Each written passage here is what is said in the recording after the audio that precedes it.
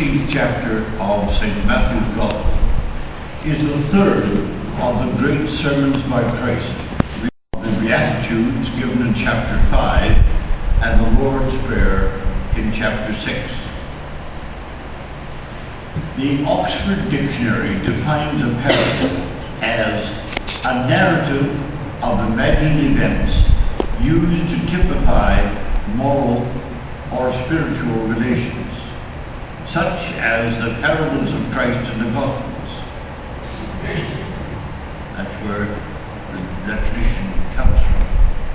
The word parable is derived from the Latin parabola, or comparison. This 13th chapter of St. Matthew teaches us the importance of listening to the reading and understanding and practicing the teachings that God the Son has given to us in the four Gospels. I'm going to repeat that sentence. This 13th chapter of St. Matthew teaches us the importance of listening to the reading and understanding and practicing the teachings that God the Son has given to us in the four Gospels.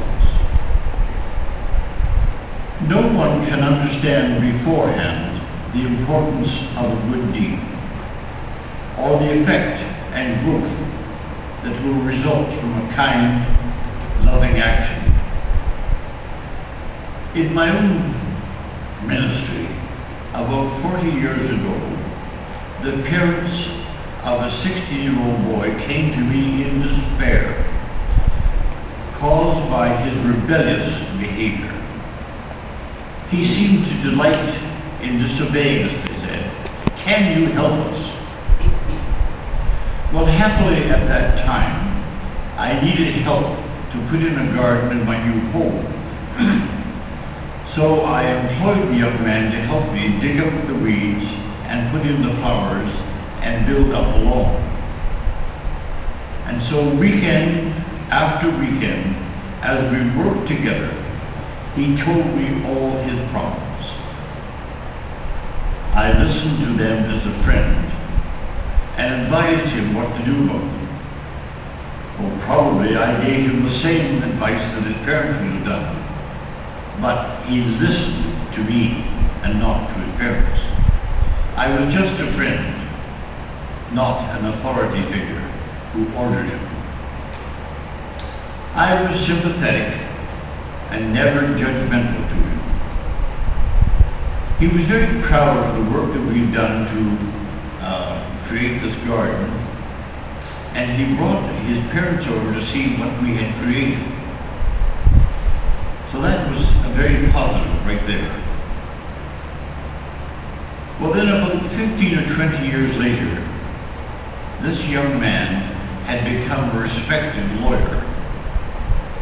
I had dinner with him and his new wife, and he told me how much my time and friendship and good advice had meant to him and helped him to turn his life around and had inspired him to attend university and to try and make something of his life. The word that I had planted had indeed borne good fruit.